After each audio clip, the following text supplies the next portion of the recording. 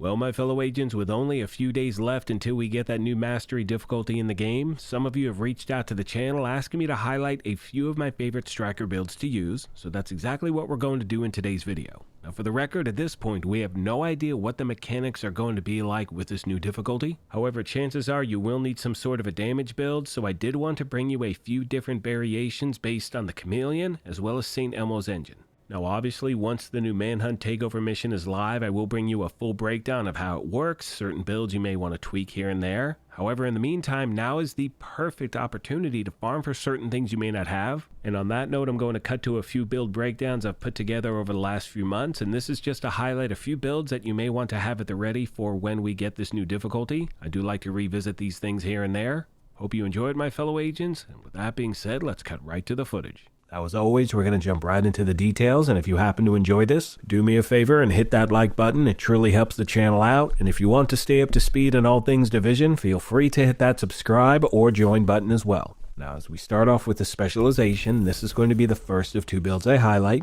and as you can see, we're using Gunner, and we're using that for a bunch of different reasons. First of all, you're going to get some extra armor on kill, you get a reload speed increase, a rate of fire increase as well, but the primary reason is because it does give us access to the Banshee Pulse, which we are definitely going to use with this build. And always remember, my fellow agents, regardless of the specialization that you choose, have the proper weapons activated in your weapon skill tree. That way you're getting that extra 15% weapon damage regardless of which one you're using. Now, my primary for this build is St. Elmo's engine, and even though we did see a nerf to it with the introduction of Title Update 22, it is still easily one of the best assault rifles in the game, and if you do not have it, like I said previously, now is the time to farm. You don't want to be trying to get this thing once this new difficulty drops. You want to be ready. So again, it's so effective because not only of its talent, where shooting an enemy is going to give you one stack, and at 100 stacks, the next magazine will be filled with shock ammo, but as you can see with the mods, you have 15% crit hit damage, 30 extra rounds, 10% weapon handling, and 15% crit hit chance as well. And that combination is what puts this item on the top of the very short list of weapons that I like to use on a regular basis. Now moving on to the secondary, it is the Rock and Roll Shotgun. We are using that to build those stacks for the Striker's gear set. And for those of you that may not have this weapon, you can use the ACS-12 as this is a PvP exclusive, but you can also get it from name caches as well.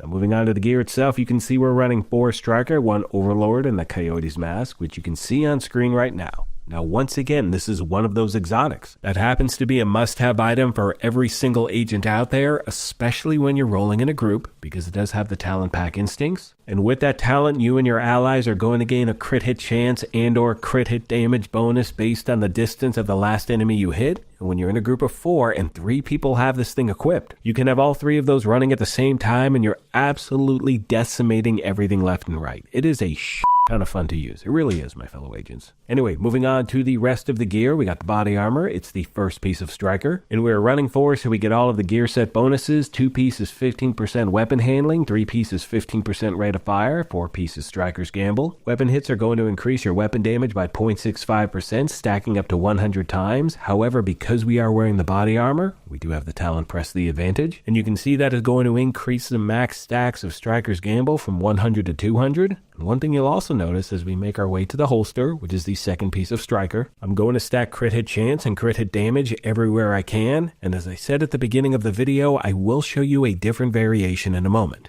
Now we're making our way to the knee pads, which are Fox's Prayer. We're using these for that middle attribute, 8% damage to targets out of cover. And one thing I'd like to point out is that on a few of these pieces, I've re-rolled that core attribute to armor because I like sitting anywhere between 1.1 and 1.3 million. You may want more, you may want less. Try out different variations, truly make this build your own. Next we have the gloves, which are the third piece of Striker. And once again, we are focusing on that crit hit chance or crit hit damage. Last but not least, we have the Striker's Bag, fourth and final piece of Striker. And because we're wearing that, we do have the talent risk management. And that is going to increase total weapon damage gained per stack from Striker's Gamble from 0.65% to 0.90%. And as far as my skills are concerned, for this variation of the build, I'm using the Crusader Shield and the Banshee Pulse. But once again, because we don't really have a breakdown of what mastery difficulty is going to look like, these are kind of TBD. You know what I mean? We'll see what happens once we have a breakdown of the actual, difficulty itself. Now, as far as my numbers, you can see I'm sitting at 49% crit hit chance. Remember, the max is 60 and 132 crit hit damage, and that is without any of the talents on Coyote's Mask or anything else running, so you're sitting in a really good place. Now, as I said at the beginning of the video,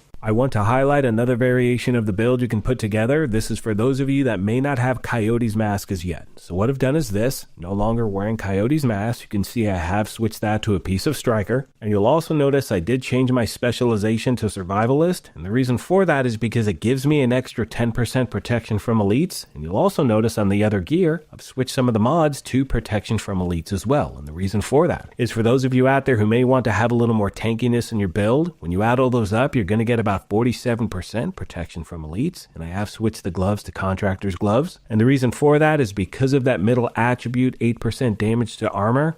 Really hope this video helped you out, my fellow agents, and if you have any other questions I did not address, please let me know in the comments section, and I will do my best to get back to you as quick as I can. Now, as I start to wrap this video up, I want to mention a few more things really quick. Always remember that the numbers I showed you on screen are going to be dependent not only on the gear you have equipped, but having Shade Watch of level 1000, so please make sure you take that into consideration. And I'd also like to pass along a recommendation for new and returning players, and that is the following. You know, when you're trying out a new build, go to a mission control point or something in the game that you know the timing of the NPC. And the main reason I say that is because not only is that going to give you an idea of how the build actually feels when you're using it, but the bottom line is if you can't make a build work in an environment where you know the timing of the NPC, you know, where they're going to spawn, things like that, there's no way it's going to work for you when things get sideways in the game. So again, kick the tire, see how the build feels for you, make some tweaks accordingly.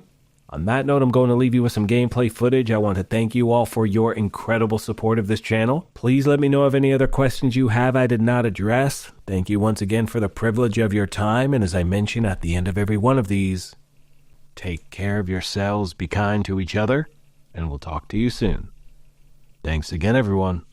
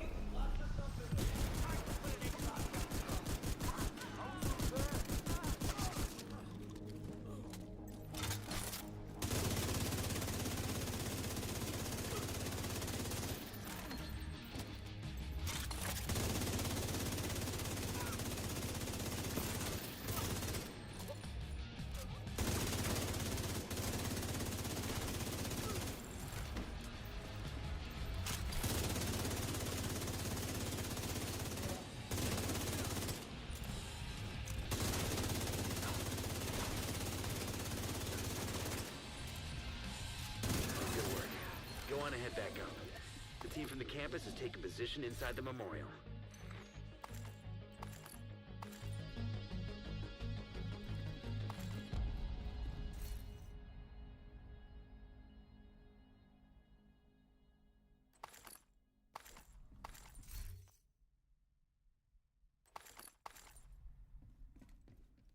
But as always, we're going to start with the specialization, and you can see I'm using Gunner, and I'm doing that for a few different reasons. However, the primary one is because with the specialization equipped, you do have access to the Banshee Pulse, and depending on what I'm doing in the game, I do like to switch to it on the fly if needed. And always remember, regardless of which specialization you choose, have the proper weapons activated in your weapon skill tree. That way you're getting that 15% weapon damage bonus regardless of which one you're using. Now, obviously, my primary is the Chameleon, and if you don't have it as yet, I recommend hitting up Countdown or the Summit and set your targeted loot to assault rifles. Now, the reason this is so effective is because of its talent Adaptive Instincts, and with that talent, hitting 30 headshots grants 20% crit hit chance and 50% crit hit damage for 45 seconds. Hitting 65 body shots grants 90% weapon damage for 45 seconds as well. And not only that, hitting 20 leg shots is going to give you 150% reload speed for 45 seconds. Now, you can have all of these running at the same time. At the end of the breakdown, I will show you an example of how to keep track of that.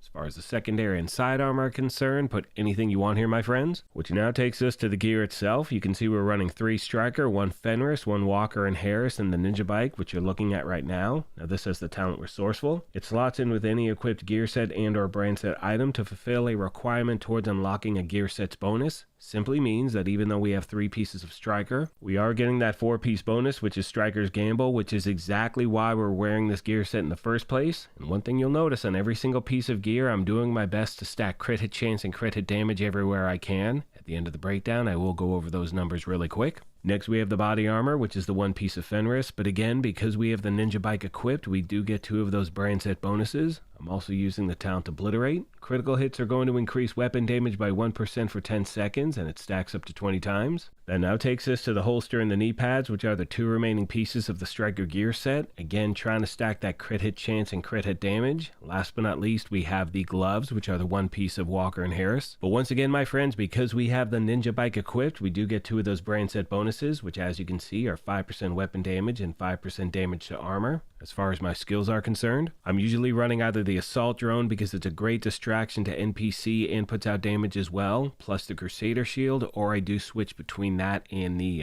Banshee Pulse like I said a moment ago. Hope this video helped you out, my friends, and as always, questions, comments, or feedback, please let me know and I will do my best to get back to you as quick as I can. Now, one thing I did mention at the beginning of the video is that you can have all 3 of these bonuses running at the same time. So we do have that extra crit hit chance, crit hit damage, we have that weapon damage, and we also have that reload speed, which honestly, I'm not too worried about. It's really those top 2, and primarily it's really that center one. And the reason for that is because I know for many players out there, including myself, there are sometimes you are just missing your headshots. So just knowing if you hit center mass, you're going to get that extra 90% weapon damage after 65 shots. It's a good thing to have in the back pocket, my fellow agents. Now, as you can see on screen, when you're aiming down sight, you're going to see 3 hexagons. The top one is for that crit hit chance and crit hit damage bonus. Middle one is weapon damage, and the bottom one is for that reload speed. Now you can see when they're orange, that means you're building up those stacks. And when they're white, that means they're active. You are absolutely going to shred everything left and right. And as I start to wrap this video up, most of you know by now that one of my favorite aspects about putting these build videos together is the family that we have here at the channel. So if you happen to have any tips or tricks you want to pass along to new and returning players, please let me know, as the main goal is to help out as many people as we can. On that note, I'm going to leave you with some gameplay footage. As always, I want to take a moment and thank you all for your incredible support of this channel. I sincerely appreciate the privilege of your time. Please let me know of any other questions you may have I did not address, and as I mention at the end of every one of these, take care of yourselves, be kind to each other, and we will talk to you soon. Thanks again, everyone.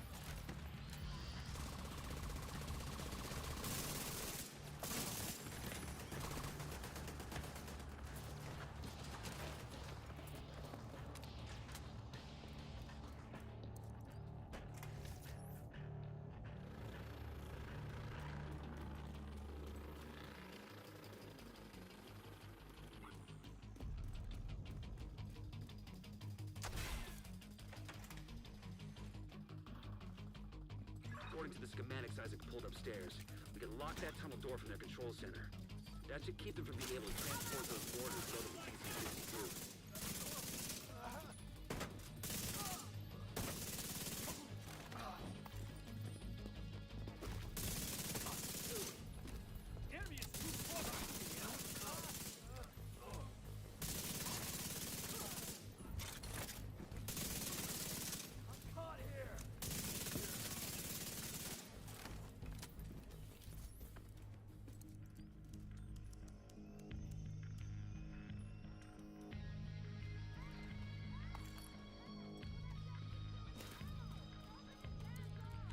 That should keep them from getting more of those mortars. You think closing the tunnel is smart? Fuck you! You locked yourself in with us. Tunnel will be brought down here. Stay right there.